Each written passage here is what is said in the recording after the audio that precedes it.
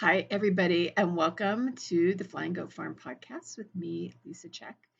This week, we will be talking about the human cost of fast fashion. But first, here's what's happening on the farm. We're in the last week of July, and so cucumbers are starting to come in, and the tomatoes are starting to come in. So pretty soon, it's going to be pickle central here, and also tomato sauce. We um, make a pureed tomato sauce that we freeze, and that lasts us all winter. And we also make salsa, which lasts us all year round too. So that's going to be great. It's really been a couple of weird weeks around the whole world. Last week it was the hottest it's ever been in London for over 60 years, or maybe even ever. It was over 100 degrees in London.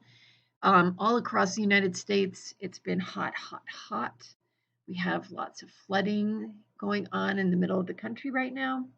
And it just brings to the fore again that our climate is having some problems. And we really do need to do something to fix it. And I think it all centers around us and our choices that we make. Just to do a little recap, this is season 4, episode 8. So in the previous 8 episodes, I've given you a call to action each time, things that you can choose to do to move your current wardrobe into one that is more sustainable, more slow fashion, more climate beneficial. So I've asked you to inventory your closet for style and fit, and to not throw out, because we can't throw it out really, but to mindfully donate the things that do not fit our current style or do not fit our current body. I've also asked you to look at what your favorite pieces are made of. Are they natural fibers? Are they plastic fibers?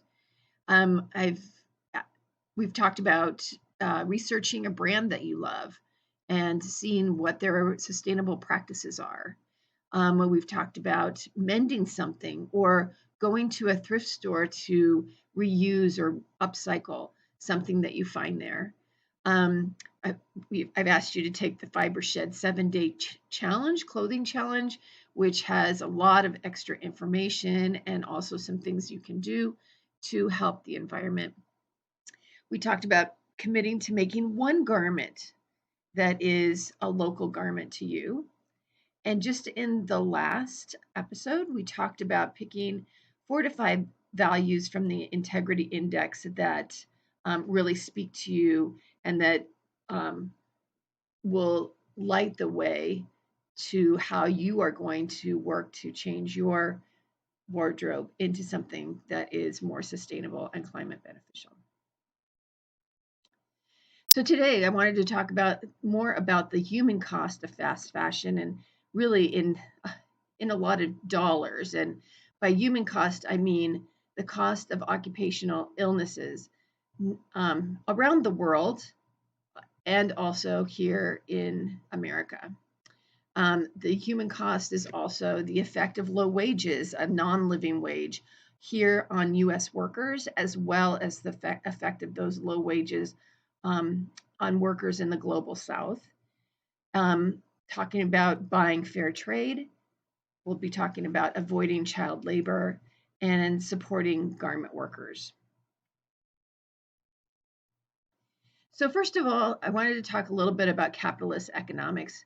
I was listening to a podcast this week, and it really opened my eyes. Actually, it's the new Rebecca Burgess podcast called Weaving Voices. It was the first episode, and she had an economist on and who talked about capitalism in a way that I hadn't really thought of it before. So I did want to talk a little bit about what he said and also like what I firmly believe. First of all, I am a capitalist. I do believe that if I work hard, I'll be able to reap the benefits of my business. And I do look to reduce my costs as much as I can and to not sacrifice quality while I am reducing those costs. But what we're seeing today, especially in large companies, and not just textile companies, but large companies in general, is just not right. They're all racing to zero. And we talked about that in one of the previous episodes where you are they are trying to get lower and lower and lower production costs so that whatever you are paying is mostly profit. So they're all racing to that zero cost line. I see that there's a lack of concern for the worker. Again, not just in the textile industry. Any profits that are being made are not being reinvested into the business infrastructure. We're seeing that it's going into the shareholders' pockets, the company's CEOs getting millions and millions and millions of dollars in bonuses, and it and all of this led to the exodus of over 2.8 million U.S. textile manufacturing jobs. All those jobs went to the global south, where there aren't any protections for the workers or the environment, and where the wages are low, low, low, so low that it is shocking to us just how low those wages are. And that move resulted in a 30 to 40% reduction in the cost of luxury goods. And that 30 to 40% of that used to be part of the cost of making the good is now in the pockets of the shareholders. And it did not add to the quality of those luxury goods. It probably was to the detriment of those luxury goods as well.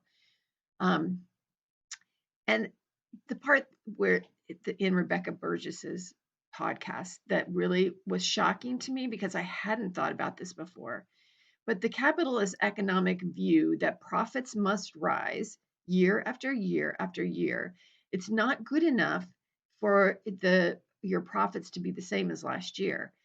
We see that in Wall Street all the time, in the stock market. If it's the same profits as last year, your price will go down because your stockholders want you to make year over year over year increasing profits, and that just can't happen forever, right? It will result in the collapse of the whole system, which is kind of what we're seeing when we go into recessions. That the price structure, everything going up and up and up, and all of a sudden the whole economy contracts, and prices, they never really reset, but the system kind of collapses in on itself. It's not, the capitalist economic view is not a sustainable system at all, because it just doesn't feed the workers. It doesn't care about the workers, and this year over year profit, increasingly high profit, and racing to zero in cost so that I can get that profit, it's not sustainable, folks. And we have to change our mindsets about how large businesses work in our world. So I do believe that brands have responsibilities, and I don't see a lot of that happening in the major fast fashion brands, but we do see that happening in some of the, smaller, more sustainable looking brands. So a brand has responsibility to its workers, it has responsibility to the environment, and really, ultimately, it has a responsibility towards climate change. And even though what big brands might be trying to do the right thing, a lot of times the factory owners may not be above board about that. We see a lot of, if you were doing the brand research, a lot of brands right now are talking about different sustainability plans, with having, you can return your gently used clothing and it will be recycled for you and things like that. And so it looks good on paper. I think the term is called greenwashing, actually. So it looks good on paper, but the results aren't really there, because the factory owners may not quite be doing what the brands are saying that they're doing. And also in many areas, specifically in the global south. Um, when a brand does come out to do audits on working conditions, then those brand inspectors will be taken to a demo facility, not the real factory. So they are being, greenwashed as well. They're not seeing the real thing, and they are supposing that they are because they are trusting their partners in business, which maybe should not be trusted at some point. And then there's the whole idea of occupational illnesses. It's not really an idea, it's a fact. And we've talked a lot about the carcinogenic chemicals that are used in finishing cloth and dyeing cloth. But also remember that there's lots of pesticides and herbicides that are used in farming cotton and linen and hemp that affect those farmers in the global south. So I've said that global south 3 times. It's kind of a new term to me. And what I mean by that is that most of the third world countries that are um, taking in our manufacturing are actually located in the southern hemisphere. Not all, China is not, obviously, but it's kind of a term that the third world countries are considered now the global south. Also, garment workers who work in sweatshops, they're exposed to a lot of textile lint and dust in the air. Those fabrics that may have those finishing chemicals on them may be outgassing and releasing those chemicals into the air. And there's very little ventilation in those places. A lot of times, the doors are blocked with boxes and things like that. The windows don't necessarily always open. And so they are working in a place that is harmful to them and can cause occupational illnesses. So what is the answer? Because, it's easy to say, well, these things are wrong. But then how do we move from what is wrong into something that is better? I'm not even going to going to what is right, because what would be totally right may not even be realistic or available. But how do we move from what is wrong to what is better? And a lot of that has to do with being certified fair trade. And the idea of fair trade is to alleviate poverty in those third world countries in the global south.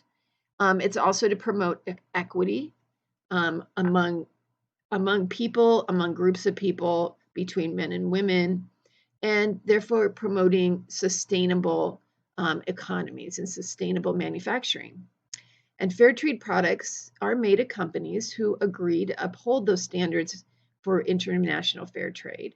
And some of those, I looked at, you can look up their standards, and just for the textiles, it was like 60 something pages of standards and how to comply with being considered a fair trade item.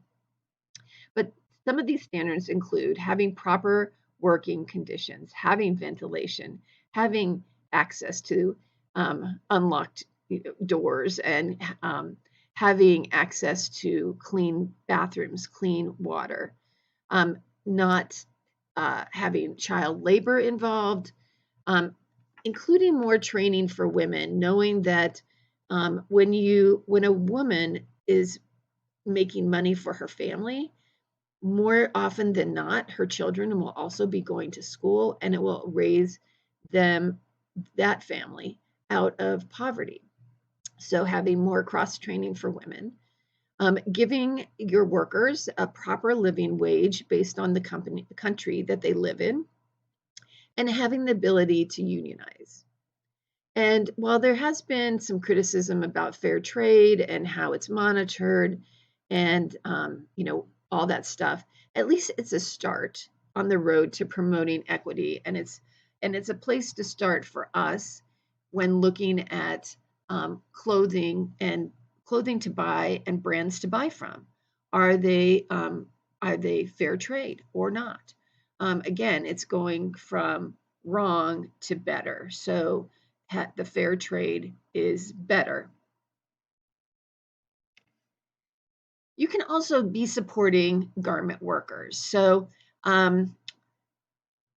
just in our country, if we just take a look at garment workers in our country. So Los Angeles has the biggest network of sweatshops in the nation, and it's also the largest manufacturing sector within LA. So that it employs over 45,000 employees, and that's mostly in downtown LA.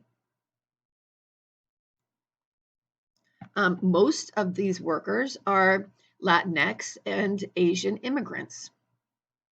And these are all small businesses that are competing against each other to get contracts with major fashion brands. And in order to, of course, the ones who are going to get the contracts are the ones that are the lowest cost and have the quickest turnaround. And that's how they secure those contracts. So again, in light of that race to zero, the lowest cost, the quickest turnaround, and so how these manufacturing companies are doing this is that workers are paid by the piece. This is way less than an hourly minimum wage, and forget any overtime. So these people are not being paid overtime. They're being paid pennies or $1 sometimes for each garment that they complete. And they can't make enough money to be sustainable for their family. The conditions in these places are mostly horrible. Again, just like in the global south, there's no ventilation, there's no water or clean bathrooms, there's lots of overcrowding as well. And sometimes there are practices that are really kind of illegal, like holding somebody's passport or their papers so that they are kind of indentured to you in a way. Also, when you're paid by the piece, you can't call out sick. Not only because you wouldn't be paid, but also in many of the cases, you would actually be fired. So even during COVID, these workers went to work. They had to in order to sustain their families. And there's just something not right about that. And of course, this is not surprising, except that what we're talking about is the United States. And we think that all these horrible conditions are in other countries and we can't do anything about it. And it's easy for us to close our eyes or say, oh, that's just the way their culture is, or they're paid so little because their cost of living is so much lower in those countries. But no, this is happening in the United States. And also, when it does happen in other countries, again, that piecework price is way less than can sustain a family. Because these manufacturers are small, independent people, and they are basically independent contractors that are being contracted by the brands, that those brands whose clothing is being made can deny any culpability in the conditions or the wages. So if there is a workman's comp kind of issue, a personal injury kind of thing, the workers cannot go to the brand. Say they can't go to the Gap and sue the Gap, even though they were making Gap clothing, because the business, XYZ Manufacturing, just was a contractor. So that's also an issue that needs to be resolved. And, we can do something about it. Like I've said before, vote with your dollars, buy things that that are fair trade. And like the LA garment workers are organizing. They've lobbied for bills in Sacramento. And that will guarantee a living wage, that are aimed at stopping the practice of piecework and lobbying for better working conditions. And to find out more, you can go to garmentworkerscenter.org. It's amazing to see the big groups of people. It's not just women and men who are picketing, who are going and lobbying their Congress people, and working towards making their lives better. And of course, we want to avoid garments that are made with child labor. And this is something that really is pretty difficult to ferret out. Again, with the garment workers piecemeal or piecework, I've heard some of those workers would take items home, and the children help work on them at home. I don't have the statistics about that, but again, it's pretty hard to ferret this out. But what we do know is in these countries, in the global south, where they are growing a lot of the cotton, especially cotton, or any kind of agricultural job, it's all accomplished with family help. It's small family farms. And those children in the global south, there isn't free school. School is usually a price. You have to pay for school, you have to pay for books, you have to pay for a uniform, you have to pay for school. And so a lot of times the children are out there helping with the various farm processes. They are weeding, they are watering, working with irrigation, they're picking the cotton, all those kind of things. So how can you make sure you're buying something that hasn't been made with child labor? Well, you can research your brands, and you can also support efforts to unionize the textile industry, again, by working with organizations such as the Garment Workers Center in .org. And one of the best ways, purchase fair trade certified brands, because no child labor is supposed to be, on within that brand. That's one of the standards. So working with fair trade clothing is going to be a really good bet. So here's your call to action. Commit to buying a fair trade clothing, and go over to garmentworkerscenter.org and check it out. They'll take donations if you so desire to do that, or I'm sure that they would love to have your help in writing our Congress people about this issue.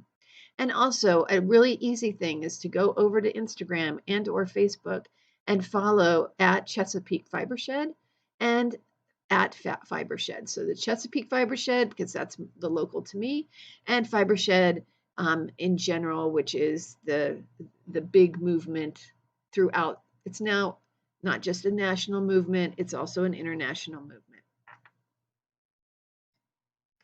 And until next time, happy making.